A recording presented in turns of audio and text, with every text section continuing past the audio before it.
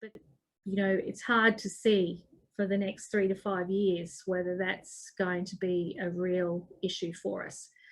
So we have had a lot of clients that we did fixed rates some years ago for 5 years, probably 4 years ago.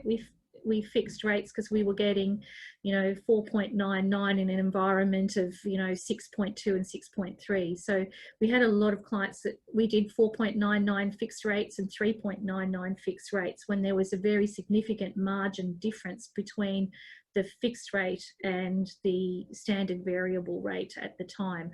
So our clients have really benefited from that over the last few years.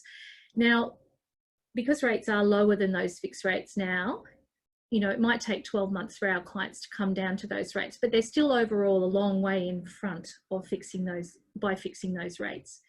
So as our clients come off fixed rates now, our advice is to definitely not fix rates, to keep rates variable and to have rate reviews done individually. So all of the banks have said that they will individually review loans and look at individual customers' credit rating, the loans they've got with the bank, their standing with the bank, and their future opportunity as a good customer of the bank. And so those rate discounts on the variable loans are being given on a one-on-one basis, and we are applying for those at review time with all of our clients when we can give advice about loan structuring to then go, okay, this is what we need to do, and then doing rate reviews.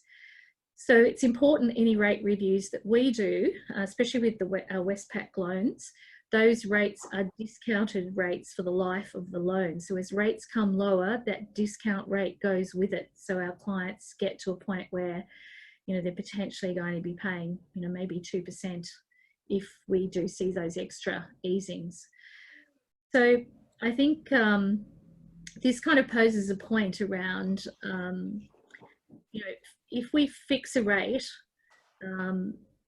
then we need to be sure that we're not going to sell the property in that fixed rate period, or that we are not going to exceed our variable loan that we do leave. Because if we're using an offset, we must still leave a variable component because you can't offset a fixed loan. So getting advice about the structure of your loans, because it's not the rate, it's about how to structure your loan so that you can take advantage of the actual interest rates to best suit your needs. So if you're selling, we would definitely... Sorry, did I have a question? Sorry, my bad. I'm muting now. No problem. If you do have a question, just pop it in the chat box and I'll answer those questions. We did one there, Carolyn, from Barry around the last emergency rate cut. So maybe you might be getting to that one. Yeah, just about to answer that one. So I would imagine that there'll be some very significant pressure on any further rate cuts to be passed on to customers. Some of the banks did pass that on. Most of them, the banks that we deal with, did pass on a rate cut. Now, I think that one of the things the Reserve Bank is going to be keenly watching is, balance sheets of banks, particularly in such difficult times. And when we're, in a position where we might be deferring loan payments and business owners might not be paying their loans. So, there's a little bit more at play here than just the rate cut. Although we have some of the best capitalised and best prudentially managed banks in the world, we'll be entering unprecedented times, with payments coming in. But having said that, our banks are well capitalised. They've got big balance sheets. They're extremely profitable, and so we might start to see the profit decline a little bit, but there's a lot of people who rely on those dividends for income and retirement. So there's probably an argument for them to get the balance right between passing the rate cut on and making sure that clients still have got banks there at the end of the day. So yeah, we watch this space. I think I can see that there will be another cut, and it will be probably later. It's probably going to be July. I would think. It'll be a bit of a steady as she goes from here on in with Reserve Bank board meetings, unless something very significantly changes. And things in Australia are, well, it can't be good any time when people are dying, but we haven't reached the kind of really catastrophic levels that we've seen in other states and countries. So hopefully we know enough and are managing well enough to not get into that situation, so that we end up with a longer lockdown period than necessary. So I guess the first sort of thing is, don't fix rates at this stage. Let all your fixed rates come off those rates and come to variable and get individual rate discounts assessed. And there will be a time when we will want to fix rates again, but that will be based on our advice as we go, working with our clients, and we'll start to talk about that. I think the other really important thing is that because rates are so low, the net cost of an investment loan interest rate is less than 2%. You know, it's 1.8% if you're on the top marginal tax rate, and around 2% if you're not. Now, that's very cheap money. We've never seen that before. So it's important that, you know, we do a couple of things. We make hay while the sun shines and pay off our home loans, because it's the cheapest it's ever going to be to pay off home loans or build offset accounts. But, you know, we shouldn't be, particularly for our clients who've got jobs that have got great job security, shouldn't be afraid of actually doing the things that need to be done. If we've got clients out there who are looking at buying their first home or their first investment property, with jobs that are guaranteed and, you know, under real demand with this unique situation we're in, clients should still keep moving forward with their finances and take advantage of these low rates sensibly and with good advice. The next question is really about, you know, if there comes a time in the near future to fix rates, then we need to really make sure that we understand what cash flow we've got. And obviously for a lot of people at the moment, cash flow, if you've got locum work or private practice work that's disappeared and you're relying on just public work at the moment, then cash flow might move around. But in the long term, we're talking about years. If we're talking about fixing a rate on a loan in a year or two, we need to make sure that the cash flow that we're putting in our offset account is not going to exceed the variable component we leave on your loan. So if you've got an offset, we need to leave a variable component so you can offset that loan. Now, I have had a couple of clients in past years where we did really great calculations, and we got 2.5 years into a 3-year fixed rate, and, you know, they said, oh, I've got all this cash and I've got no offset. And I went, well, hang on a minute, what changed? Oh, I'm earning another $80,000 a year that, you know, I didn't expect to. So we need to leave headroom in the variable loans where you're using an offset account to make sure that you don't run out of offset. So when we do fix a loan down the track, and we'll try and pick the bottom, so if we do get rates for a long, you know, reasonably long period of time, around about that 2.5%, you know, certainly sub 3, we will definitely be looking to fix rates, and probably for a 5-year period if we know it's a long-term loan. If it's an investment property loan and you've got home loan debt, our strategy would be to fix those loans for a long period of time at that really low rate. So, you know, it really is about each individual's circumstances and making sure it's not just a loan and it's not just about an interest rate. It's about taking those loans and structuring them for you to get the best possible outcome.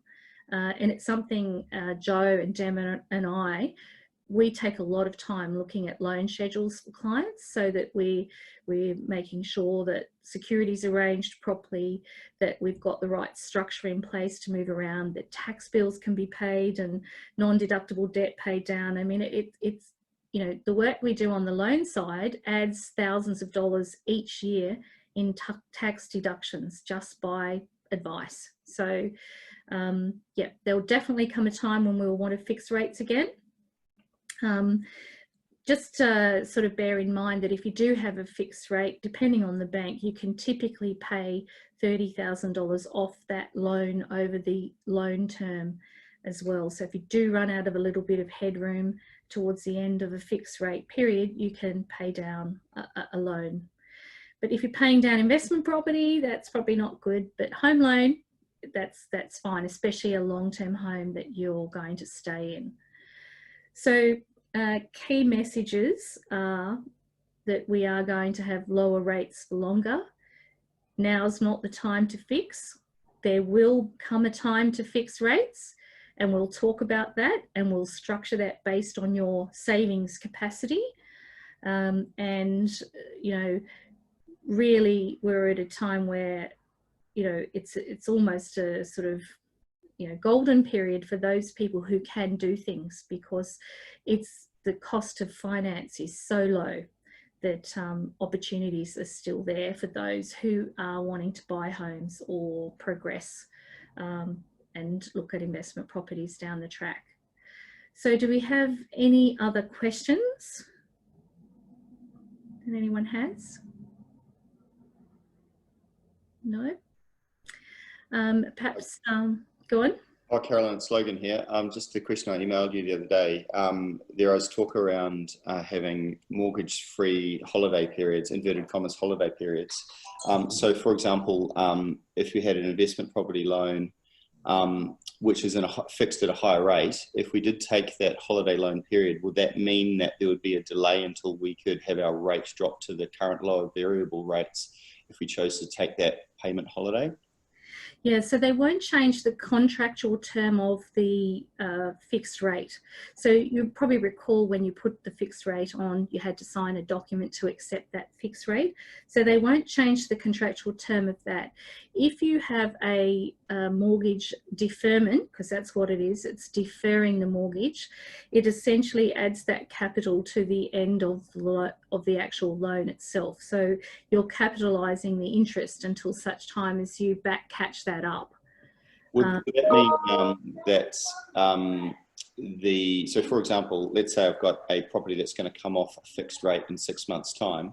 If I took a holiday, inverted commas holiday, would that mean that I wouldn't pay anything until the other side of the mortgage term, but I could access the lower interest rates 3 months after the holiday is finished? Or would they extend the amount of time until it would come off that fixed rate?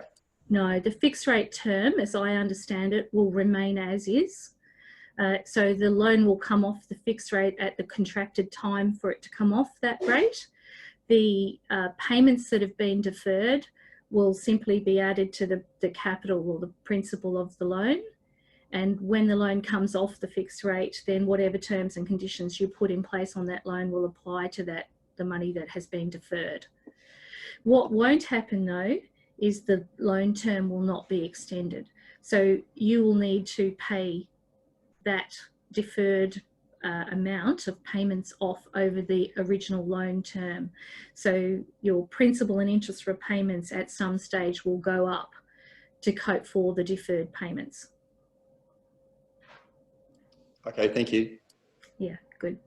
So, and I think that's an important question is, you know, if people are deferring, the other issue that you might already know the answer to, Logan, but if you do defer payments, they are still tax deductible.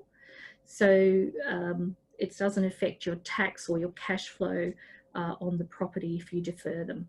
Yeah, I just like the number of 2.8% more than the 4.99%. So yeah, that seemed attractive to me, but I was concerned that they might have then extended, let's say there was 6 months waiting until that came off, that they would extend it, you know, for the amount of time I had the holiday until I could access those lower variable rates that are currently out there. Yeah, banks are very legalistic organisations, and they'll stick by the contracts that they have in place, which is good because you don't want that fixed term extended. You want that fixed term to come off and for you to negotiate the best loan structure from there. So, so I think probably the other thing just to sort of mention at this stage is that you know, the packages that are being offered for people by banks, they're all slightly different on a per bank basis. So one thing that is really clear is that the banks are looking at overall financial position. So they're kind of keeping the help for the people who absolutely have to have it. And if you've got $300,000 or $400,000 in an offset account, they're unlikely to allow you to defer payments. Now, if you had 4 investment properties where nobody's paying any rent, different story. But, you know, from our previous webinars, we would encourage you to not allow tenants to not pay rent. You know, the government and the taxpayers are funding the $1,100 a fortnight per person or the JobKeeper payments. So these people can continue to pay their rent and their food. That's it. It's not intended for holiday savings or, you know, debt repayments. All debts and things like that payments can be deferred for the next couple of months with any financial institution. So the last thing you would want is for your tenants to be coming to you saying, oh, well, you're getting a mortgage freeze, so I'm not going to pay my rent, because you're not getting a mortgage freeze. You're going to have to pay that mortgage, and you're going to have to pay interest on those payments that you don't pay. So it's going to cost you more. And then you're going to be forced to pay principal interest on those payments that you haven't made over the remaining term, which will squash your cash flow. Down the track for long-term loans, that might not be an issue because rent will rise, but for some people it might be an issue. So, and why should you pay more if we're already funding it out of our tax that we pay? And we will, make no mistake, we will be the people who do pay for it. Anybody who's earning an income, there'll be some kind of budget repair levy. They might even change the GST. There's all sorts of things that will happen to pay these debts or this money back to the government for the support that's being put out there at the moment. So you want to make sure that you do don't end up in a situation with people pulling the wool over your eyes, which I'm sure they wouldn't, Logan. No, I have every faith in the bank's integrity. Yeah, okay. Well, together we'll make sure that you get that kind of the integrity you're looking for. Any more questions? Gemma and Joe, would you like to sort of comment on anything that I might not have put in the mix here?